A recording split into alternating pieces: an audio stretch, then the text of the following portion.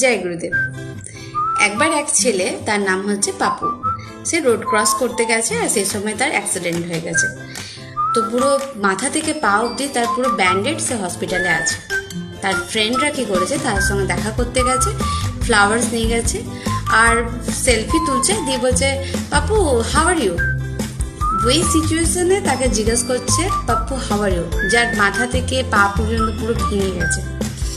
তো পাপ্পু তখন বলছে oh I am fine, I am fine. তখন বলছে বাস যখন আমি একটু হাসি তখনই আমার ব্যথাটা বেশি হয়। যে পাপ্পু তুমি এই সিচুয়েশনে হাসতে পারছো? বলছে আরে এখন হাসবো না তো কখন হাসবো? বডিতে যা হচ্ছে হোক, আমার মনের হাসির সঙ্গে কি সঙ্গ আছে? তো ঠিক সেরকম আমাদের শরীরে যখন কোনো শরীর খারাপ হয়, সেটা আমাদের বডিতে যত না ক্রিয়াকলাপ করছে, তার থেকে ওটা নিয়ে আমরা ভাবতে ভাবতে ওটাকে আরো বাড়িয়ে ফেলি। আমার কি হবে, আমার কি হলো, এই চিন্তা করতে করতে আমরা ডিপ্রেস হয়ে যাই।